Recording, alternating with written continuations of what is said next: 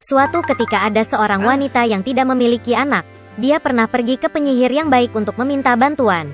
Wanita itu berkata bahwa dia sedang memimpikannya seorang anak. Penyihir itu memberinya benih dan memerintahkan untuk menanamnya di dalam pot bunga. Wanita itu sangat senang, berterima kasih kepada wanita tua itu, dan pulang ke rumah. Di rumah, dia menanam benih, menyiraminya, dan mulai menunggu dengan sabar. Segera sebuah bunga besar yang indah, seperti tulip, tumbuh di dalam pot. Ketika kelopaknya terbuka, ada seorang gadis kecil di dalamnya. Dia sangat kecil, tidak lebih dari 1 inci. Karena itu, wanita itu memanggilnya Tumbelina. Suatu malam, ketika Tumbelina tertidur lelap, seekor katak besar naik ke jendela rumah, basah dan jelek. Dia meraih gadis yang sedang tidur dan bergegas ke rawa-rawanya. Kodok itu memutuskan untuk menikahkan putranya yang jelek dengan Tumbelina yang cantik. Dia menanamnya di tengah sungai di atas daun lili yang lebar agar gadis itu tidak melarikan diri. Pagi harinya Tumbelina bangun dan menyadari bahwa dia tidak ada di rumah, tetapi di sekitarnya ada air. Ketika gadis itu menyadari betapa nasib buruk menunggunya, dia menangis dengan sedihnya. Saat ini, ikan-ikan kecil berenang lewat. Mereka merasa kasihan pada Tumbelina.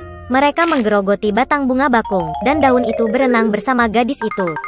Seekor kumbang besar terbang melewatinya. Melihat seorang gadis cantik, dia meraih dan membawanya ke pohon, di mana dia memperkenalkannya kepada teman-temannya. Mereka semua iri pada kecantikannya, tetapi mengatakan bahwa Tumbelina sangat jelek dan tidak bisa bersama mereka. Di bawah tekanan dari teman, kumbang juga memutuskan bahwa dia jelek, membiarkan gadis itu turun ke tanah dan mengucapkan selamat tinggal. Sepanjang musim panas Tumbelina tinggal sendirian di hutan. Dia membuat buayan untuk dirinya sendiri dari rumput dan dedaunan. Dia makan serbuk sari dan embun, berjemur di bawah sinar matahari dalam cuaca cerah, dan bersembunyi dari hujan di bawah daun besar burdok. Tapi segera hujan dan angin dingin datang. Tumbelina tidak memiliki pakaian musim dingin, dan dia mulai membeku. Gadis itu menderita kelaparan dan kedinginan. Dan suatu hari dia dilindungi oleh seekor tikus sawah. Mereka hidup bersama dengan gemilang. Gadis itu membantu tikus dengan pekerjaan rumah, menceritakan dongengnya, dan sebagai gantinya menerima tempat tinggal dan makanan yang hangat. Tikus sawah memiliki tetangga, tahi lalat kaya yang buta, yang melakukan ini dengan menghitung kekayaannya sepanjang waktu. Meski buta, tahi lalat itu menyadari bahwa Tumbelina sangat imut dan menawarkan untuk menikahinya.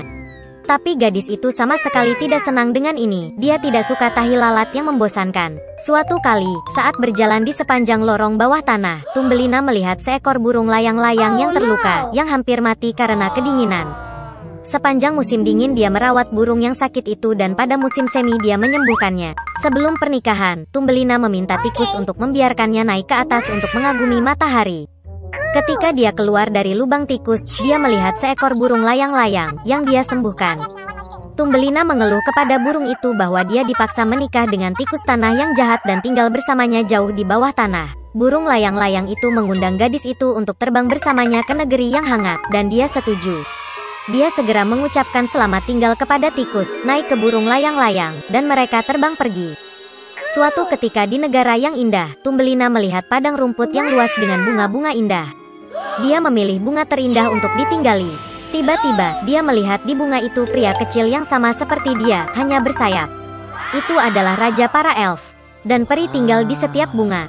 Peri cantik belum pernah melihat gadis sekecil dirinya, dan bahkan begitu cantik. Dia segera jatuh cinta pada Tumbelina, dan mengundangnya untuk menjadi istrinya, Ratu Elf dan Ratu Bunga. Setelah semua petualangannya, gadis itu senang mendengar tawaran seperti itu dari pangeran yang menawan. Dia dengan senang hati setuju. Peri itu meraih tangan Tumbelina, dan pada saat yang sama dua sayap muncul di belakangnya. Sekarang dia telah menjadi Ratu Elf. Dan sejak itu mereka hidup bahagia selamanya. Suatu ketika ada seorang penebang kayu dengan 2 anak dan ibu tiri mereka. Nama anak laki-laki itu Hansel, dan nama anak perempuan itu Gretel. Mereka hidup sangat miskin sehingga terkadang tidak ada yang bisa dimakan. Dan kemudian pada suatu malam dia berbaring di tempat tidur, memikirkan bagaimana memberi makan anak-anak lebih jauh. Istrinya menasihatinya untuk memiliki anak di hutan, menyalakan api, memberikan sepotong roti masing-masing dan meninggalkan mereka di sana, tidak semuanya mati kelaparan. Tapi si penebang kayu tidak setuju. Dan sampai saat itu, istrinya membujuknya bahwa dia akhirnya setuju. Dan anak-anak, karena kelaparan, juga tidak bisa tidur dan mendengar semua yang dikatakan ibu tiri mereka kepada ayah mereka. Dan saat orang tuanya tertidur, Hansel diam-diam bergegas keluar rumah. Bulan bersinar terang, dan batu putih berkilauan seperti koin. Hansel mengantongi sebanyak mungkin yang dia bisa. Kemudian dia kembali ke rumah dan anak-anak pergi tidur. Di pagi hari, ibu tiri mendatangi anak-anak itu, memberi mereka masing-masing sepotong roti, dan mereka semua pergi ke hutan bersama. Dalam perjalanan, Hansel melempar batu putih satu persatu. Ketika mereka sampai di tempat terbuka, ayah saya mulai menyalakan api. Dia memerintahkan anak-anak untuk duduk di dekat api dan memastikan bahwa api tidak padam, sementara mereka dan ibu tiri mereka akan mencari lebih banyak kayu bakar. Mereka duduk, lelah, dan tertidur. Ketika anak-anak bangun, itu adalah malam yang gelap di sekelilingnya. Dan ketika sebulan penuh telah terbit di langit, Hansel memegang tangan adiknya dan pergi, mencari jalan melalui kerikil, yang berkilauan seperti koin baru, dan menunjukkan jalannya. Mereka berjalan sepanjang malam, dan saat fajar mereka datang ke rumah ayah mereka. Beberapa waktu berlalu, dan anak-anak kembali mendengar bagaimana ibu tiri suatu malam mulai memohon kepada ayah mereka untuk menyingkirkan anak-anak. Dia menolak, tetapi istrinya tidak mau mendengarkannya. Dia mengutuk dan mengungkapkan segala macam celaan kepadanya. Ketika orang tuanya tertidur, Hansel, seperti yang terakhir kali, ingin mengumpulkan batu, tetapi ibu tirinya mengunci pintu, dan anak itu tidak dapat meninggalkan rumah. Pagi-pagi sekali, anak-anak diberi sepotong roti masing-masing, bahkan lebih sedikit dari waktu sebelumnya. Dalam perjalanan ke hutan, Hansel mencabik-cabik bidak di sakunya dan melemparkan remah-remah itu ke tanah. Ibu tiri membawa mereka lebih jauh ke dalam hutan. Sekali lagi api besar dinyalakan, dan sang ayah memerintahkan anak-anak untuk mengawasi api sementara mereka dan ibu tiri mereka membelah kayu lagi.